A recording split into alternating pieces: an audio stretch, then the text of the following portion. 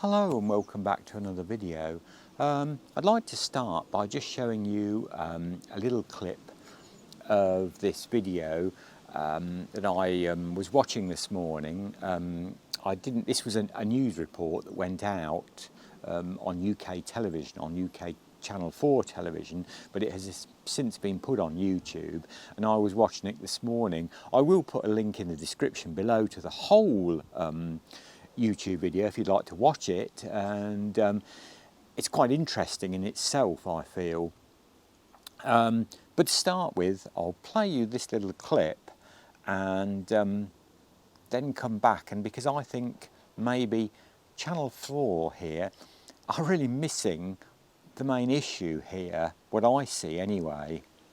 So I'll, do have a look at this and watch this. It's to me, it's very disturbing, shocking really. It doesn't surprise me, I have to say. I've been talking about this for a long while now.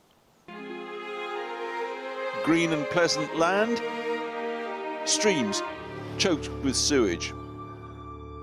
Our vital heathland lost to development, and our coastline littered with dead birds. Welcome to 21st century Britain. Our NHS, our schools crumbling, our household budgets in crisis. And tonight, a new landmark report from our major environmental charities shows that across Britain, nature itself is nearing a state of collapse. The State of Nature's headline figure, a 19% decline in species numbers. That's a fifth gone since the 70s. In human terms, like losing the populations of Scotland, Wales, Northern Ireland and Manchester. We're already one of the world's most nature-depleted countries. 1 in 6 of our species now threatened with extinction. Just 10 years ago, it was 1 in 10. That includes nearly half of our birds, a third of our amphibians and reptiles, and over a quarter of our mammals. Half of our plants have vanished from where they used to grow, and insect pollinators, vital for our food, a fifth have gone. So as I say that, just in that little few minutes there of the introduction really to the programme, it's quite disturbing really, how much nature, wildlife, we are losing in the UK at such a rapid rate, it seems now. But I think Channel 4 kind of missed the point here, and I don't want to get too political in my videos, because I think this goes back over many governments here in the UK, be it Conservative, Labour, even when the Liberals had a hand in the set-up a few years ago. Certainly I believe this last government has definitely been corrupt. It has lied to us many times, and they have misspent our money as taxpayers. They have misspent our money grossly and got us into further mess through this. But that's my views.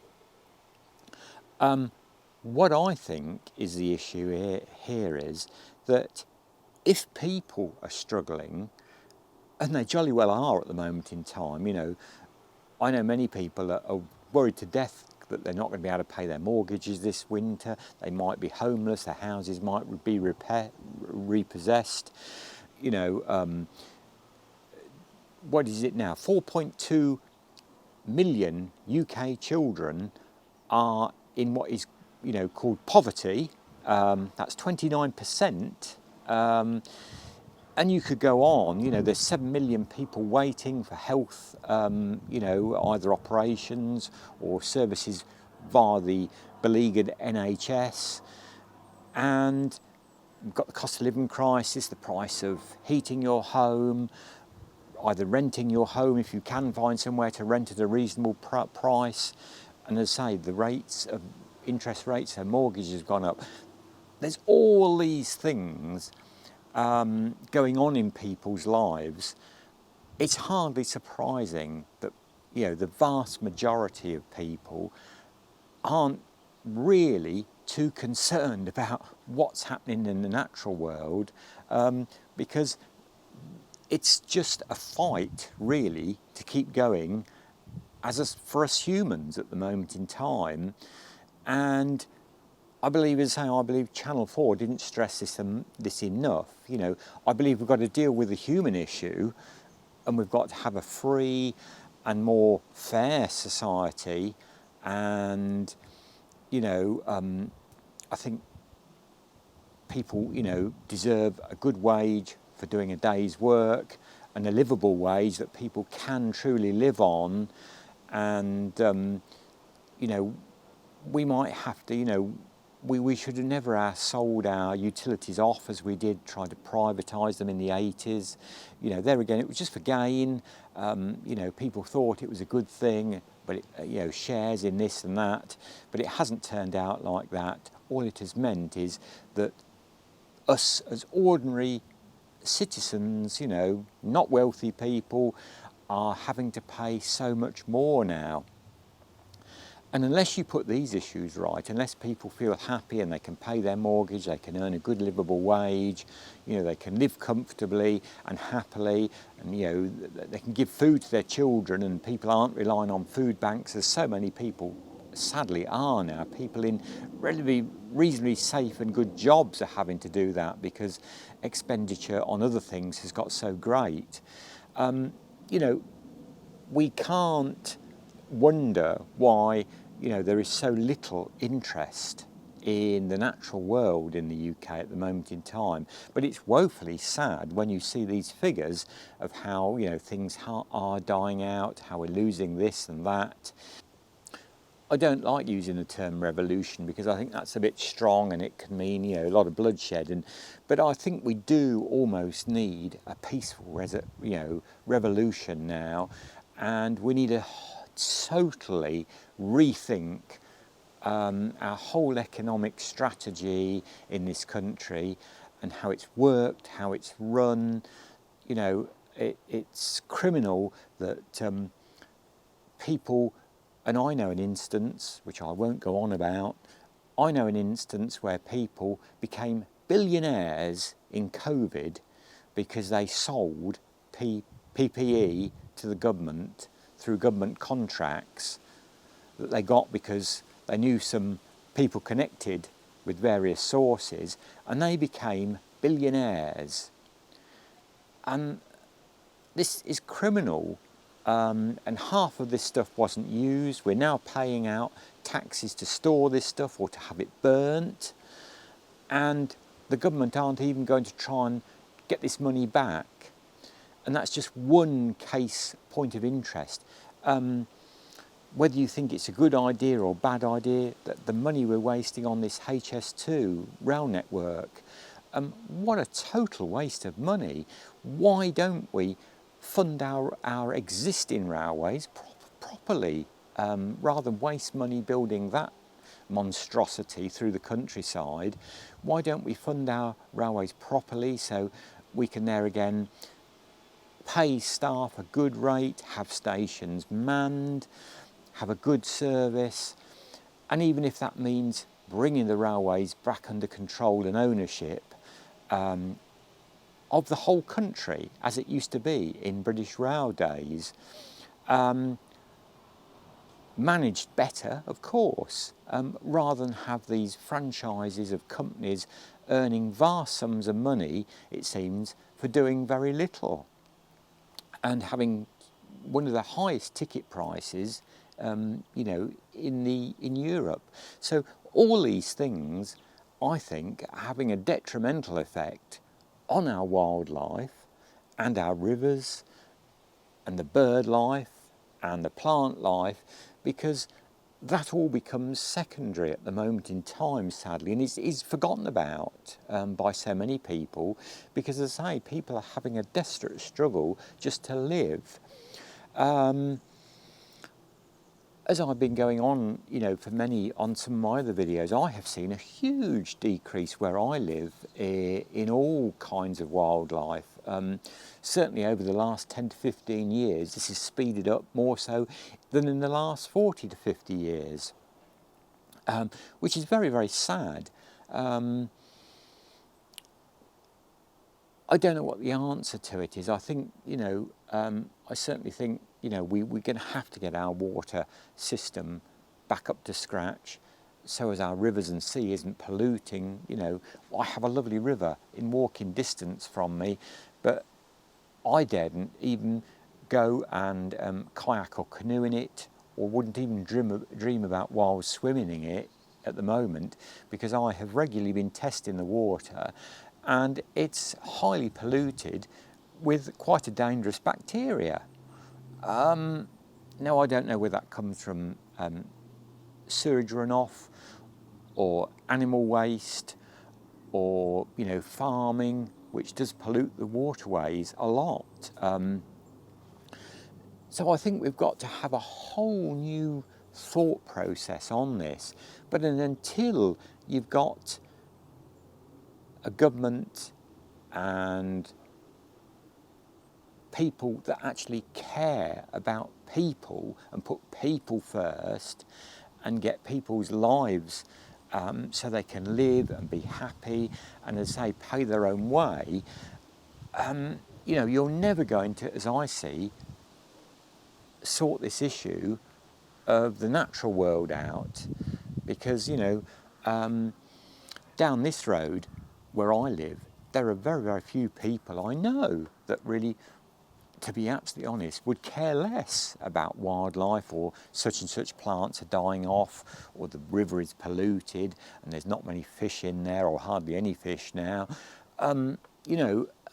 Because they're worried about existing and how they're going to, in 3 or 4 months' time, how they're going to pay their mortgage or heating bills.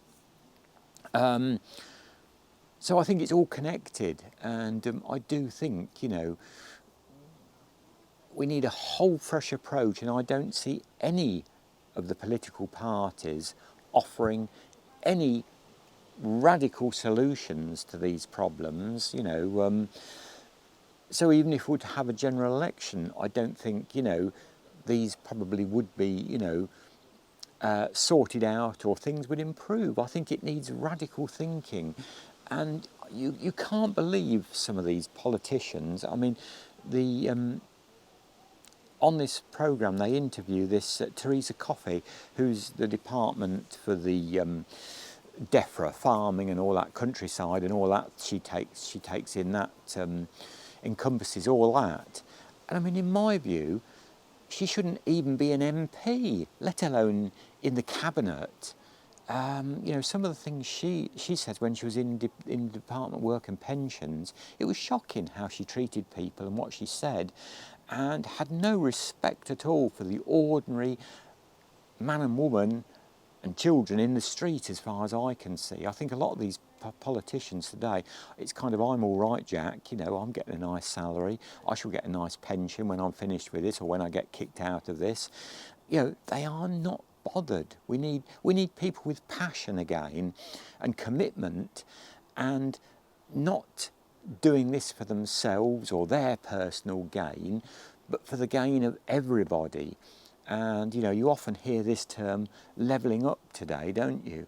Well, we jolly well need some levelling up for the majority of the UK population.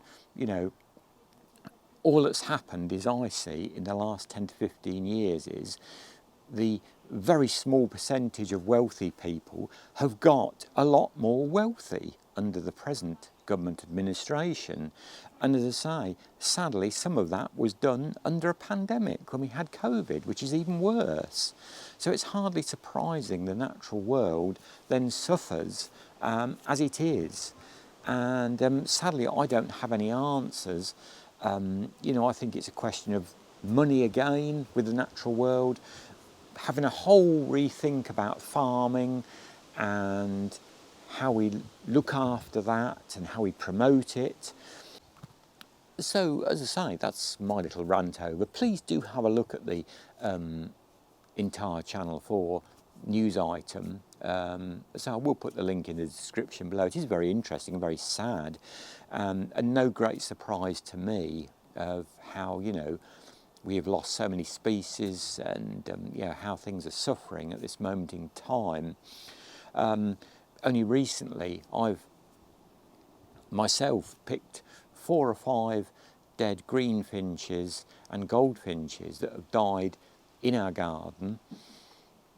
I don't know what of. I'm assuming it might be bird avian flu.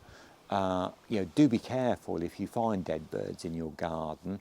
What I do, I know it's not very environmentally friendly, but I get a plastic bag turned inside out, and then pick the bird up that, and then, you know, at arm's length kind of thing, and then make sure it goes into the bag without touching it, and then put it in another bag and wrap it up and tie it up and put it in your general waste bin, because obviously this is an issue. We don't want to try and spread this if it is avian bird flu and or whatever these birds might have.